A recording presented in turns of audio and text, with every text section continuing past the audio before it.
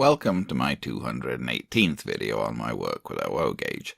This is by way of a continuation to my previous video, part 217, concerning my activities related to possibly producing a streamlined Coronation class model to run on my Dublo 3-rail tracks. In part 1 I covered what started me off on this idea, an initial experiment with fitting the body of a 2006 Hornby model of the Duchess of Norfolk to a 3-rail Dublo Silver King chassis, and my attempts to service and remagnetize that Silver King chassis. In this part I'll take up the story a month or two later, in January 2023, when I finally received a couple of other items that I'd procured for this project: an Amicon static model of a streamlined Coronation and an old Hornby model of a streamlined King George VI. I said Triang in my previous video, but when I checked my invoice for this model I found that it was actually early Hornby. Here are those two models. After the work that I showed in my previous part on this subject, I started keeping my eye out for a suitable source for a crimson streamlined Coronation class body, preferably with matching tender. I didn't come across anyone offering just a body and tender from an OO gauge Coronation class in decent condition at a reasonable price and prepared to ship to me in Canada, so I ended up going for these models by way of alternatives. Since I didn't find just a body available for me to buy quite cheaply, I bought this complete old Hornby model. This is R871, released in 1971, so it is indeed a very early Hornby plastic version of the streamlined Coronation class. I tried the model on my rolling road and it seemed to run quite well. Cosmetically it wasn't in the best condition. These models always had a very shiny plastic finish. The paint on this one wasn't in the best condition, and I think the tender was actually mismatched. Certainly it's a tender for a streamlined Coronation class and of more or less the same vintage as the Loco, but the tender seems to be a rather different shade of red to the Loco. I'd never bought one of the various static OO gauge models offered for sale. I didn't really have any use for them just as display items, and I was a bit dubious as to what the quality of these models would be like, and we shall see for this example as we go along. I bought this because it seemed that it might offer a source for a streamlined Coronation Scott body with a reasonable amount of detail at a fairly modest price. I actually bought this from Poland, as that seemed to be the cheapest source for these Amicon models. Are they perhaps made in Poland? Anyway, here it is as it arrived, fixed down to its display plinth. My initial reaction to this model wasn't terribly positive. It was very light in weight, obviously pretty much entirely made of plastic. Even the handrails were of plastic, and they didn't look straight or well fitted when the model arrived. In fact, the first thing I did with it was to try and straighten out the plastic handrails to make them look a bit better. I wanted to separate the body of the Amicon model, as the whole reason that I bought it was with the possibility of using its body with the 3-rail Silver King chassis in mind. So I immediately set about trying to take it apart. The model was held to its plinth by screws, 2 for the Loco and 2 for the tender. I undid the screws holding the model to the plinth. They were fairly long, self-tapping screws. With the 4 screws removed, I was able to take the Loco and tender off the plinth. There were supporting pillars with flat bases on the bottom of the model through which the fixing screws had passed. Whilst I have this picture up, note that the quality of the casting of the wheel set was pretty poor, with a lot of flash round the edges of the wheels. But then this model was never intended to run, just to sit on its plinth and be looked at. The supporting pillars were not fixed to the model, just pushed into square rims, and with the screws gone, the supporting pillars could just be taken off the model. There was a tender drawbar on the back of the Loco, but there was actually nothing on the front of the tender to allow it to be connected to the Loco. I continued the disassembly by removing the screw holding on the front bogie. At least the model was held together by screws rather than being glued together, so it was possible to disassemble it. With the screw removed, I was able to take off the front bogie. There was what appeared to be perhaps a body retention screw underneath. I moved to the back of the loco and removed the screw holding the drawbar in place. I removed the drawbar. It appeared that the drawbar screw also functioned as a body retention screw. I removed the 3 screws on the base plate and took the base plate off. This revealed the structure of the wheel set, which I think might actually have been made of some very lightweight metal rather than plastic. Removing the base plate didn't really help me at all, as I wanted to get the entire chassis out of the body. I went to that front screw and removed it, for which I had to use a thin screwdriver as the screw was recessed down into a hole. With that screw removed, I was able to take the chassis out of the body. The body and the chassis were held together by just the 2 screws at front and back. The pony truck appeared to be permanently fixed in place on the chassis. I was a bit worried by that black plate inside the body, as if that was fixed in place I wouldn't be able to put the body onto the Silver King chassis. But actually that plate wasn't fastened in place at all, and it was quite easy to take out. This completed the removal of the body. The body had pillars at front and back that seemed to be intended for attachment to the chassis, but the back one wasn't actually used at all. The back screw went through the pony truck into the flat at the back of the body. So there was the Amicon model disassembled, and its body ready for potential use with the Dublo chassis. I put the base plate back onto the chassis as I didn't want to remove the wheel set. I put the Amicon body onto the Dublo Silver King chassis, just resting on it with no attempt to fix it in place at this point, and tried this combination on my Dublo 3-rail tracks. So what I've got here is the chassis from the Silver King with the body from the Amicon Streamlined Coronation resting on it. But I don't think this is really going anywhere much, to be honest. I mean, it does sort of, it's only resting, and this is one problem, that I cannot get this chassis, that's nothing to do with the body, I cannot get this stupid chassis to go over this point without stalling. I don't know why. Other things go over that point without stalling, but not that chassis.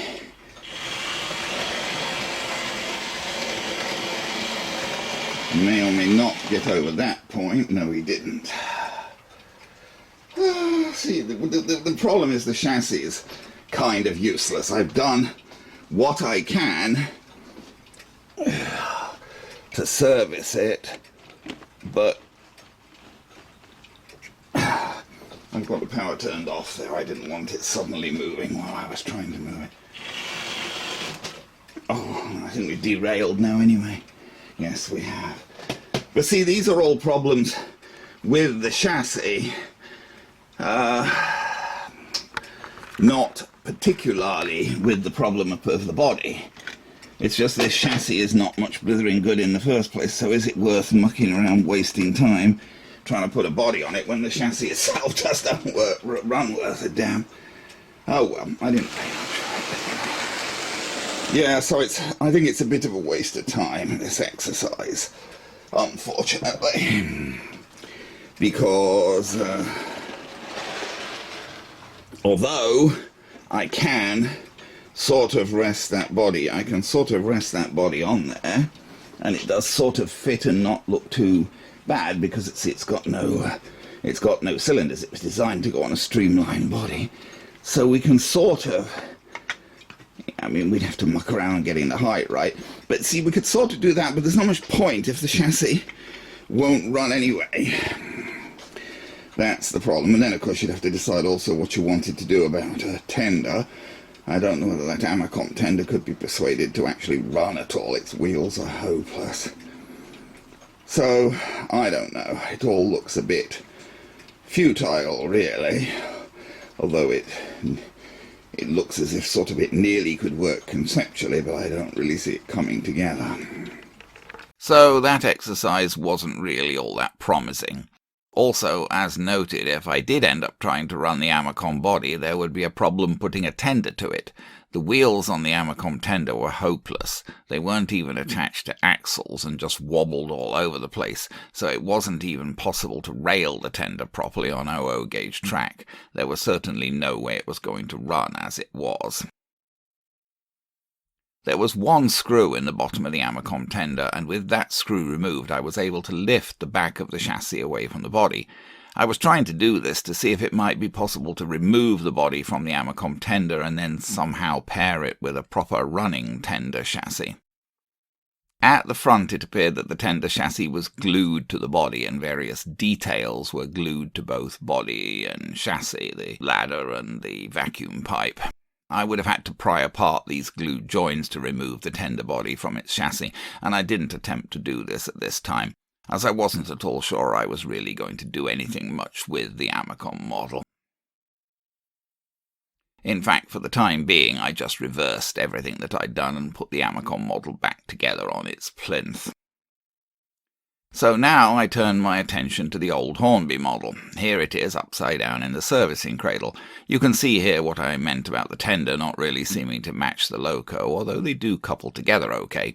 At least this was made as a running model, and being of quite an old vintage, I expected that it would probably run on the Dublo tracks okay. The wheel flanges appeared to be of a reasonably modest size, avoiding the problem of overly large wheel flanges, which is sometimes encountered, especially with old Triang models. Here's the base of the loco showing the pickup arrangement. There are wiper pickups to two of the driving wheels, apparently attached to the fiberboard base plate.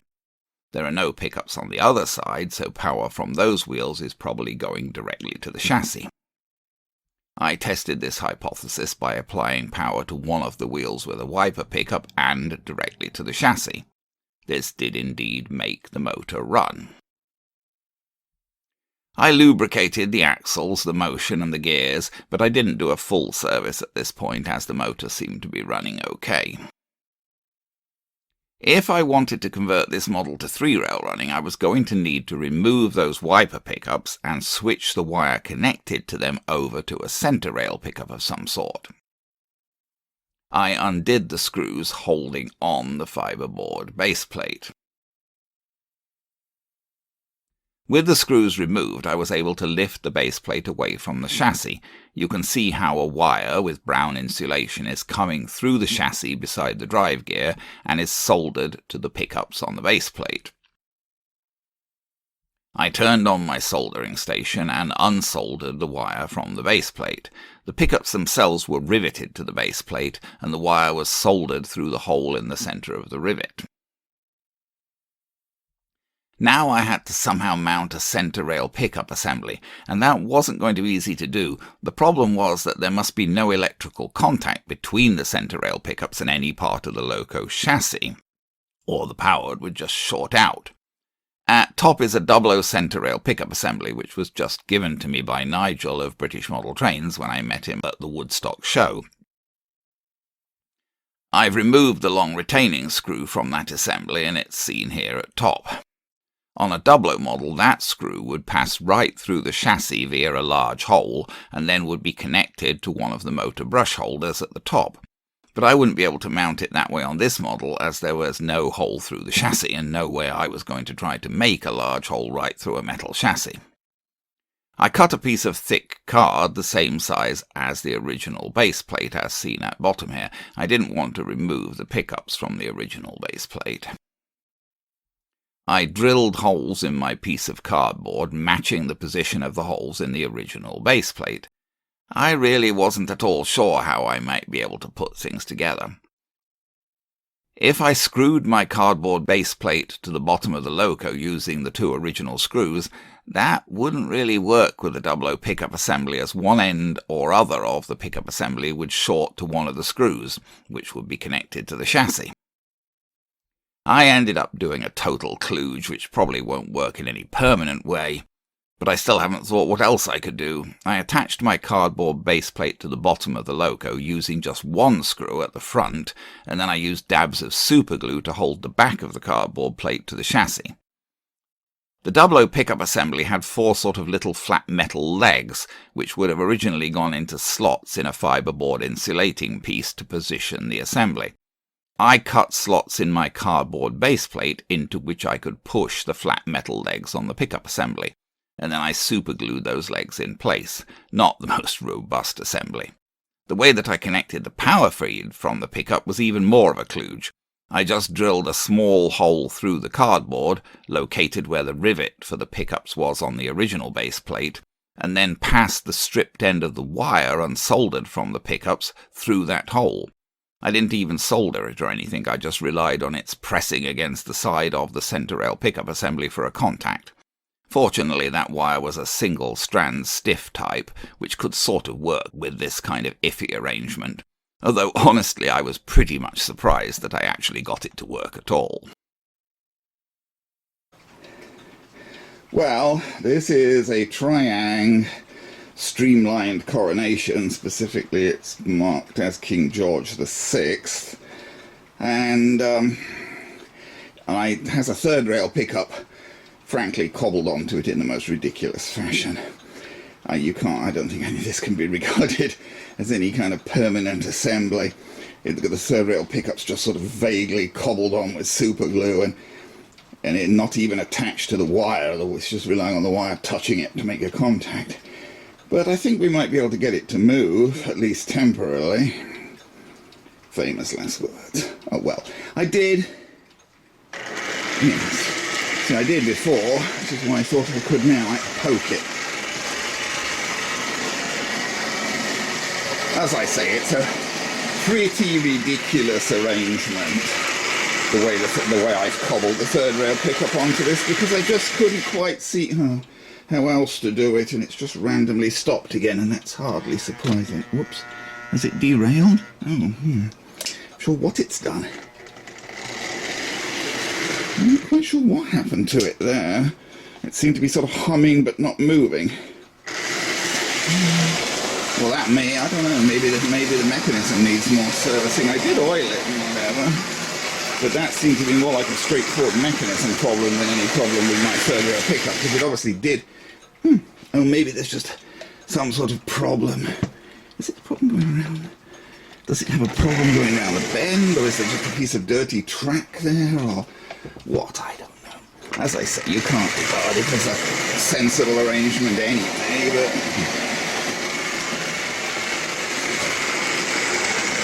let me just, since it does seem to keep stopping here, let me just clean this piece of track for what it's worth. That's not a very good cleaning of the track, frankly, let's face it, but give it a bit more power as well. Well, not so much power that it's belting around, because it'll derail. And well, anyway, there you go. There is a famous last words. As soon as I say anything, its motion's fallen apart. So that's definitely some problem with the engine itself. Its motion has fallen apart. I seem to be cursed. I cobbled these things together, and then I did that with the Trix one as well, and then its motion fell apart. So the motion on the right-hand side of the loco decided to fall apart, concluding that initial running attempt. I took the model back to the bench and examined the motion on the left-hand side to tell me how things were supposed to go, as seen here, because that's basically the assembly at the bottom middle of this picture that fell apart on the other side.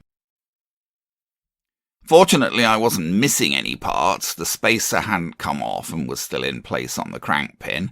The crank pin screw had come out, but I was able to find it on the tabletop. A bit easier there with just a plain black table. On a layout with ballasted tracks, static grass, etc., it might have been much more difficult to find. I put things back together. The eccentric for the valve gear had an elongated hole which could only fit over the head of the crank pin one way. Well, it could have fitted with the eccentric facing forward or backward, but since the crank pin was at the back of the wheel, I figured that the eccentric should be facing forward. Then the crank pin screw was screwed into the end of the crank pin. As you can see here, this was just a slot head screw, not the hex head type that tends to be used on later Hornby models. I tried powering the loco on the bench to make sure that the reassembled motion could actually move properly. Everything seemed okay. So I got the model back onto my 3-rail tracks again. Well, talk about if it's not one thing, it's another. The screw retaining the motion together on the right-hand side came out. Fortunately, I was able to find the screw on the layout, and I think I've put it back together right, I hope. So let's just see one more time if we can persuade it to run round without a part of it falling apart. Oh, well. Now it's got stuck on me. That's just contact problems, I think. Going over the point. That point is so bad. So many things stop. I think there's something wrong with that point. I think I'm going to have to replace that point again. I've already replaced that point once. That point is a replacement. It's so annoying. That point there is I already replaced it, but then so many things stick on it, I think I'm going to have to replace it again. Max power. Ooh, just staggered over. Turning the power down to get a more modest speed around some other areas. Turn it down too much. Max power again. Ooh, just staggered over. But that point is really annoying. I'm going to have to replace that point again. Oh well, there you go. Anyway, for now, that's the end of this exercise. We have sort of got a complete, streamlined Coronation class running 3-rail, although it's a bit of a kludge, as we used to say in software. I don't necessarily see it lasting that long working like this, but we got it working temporarily at least.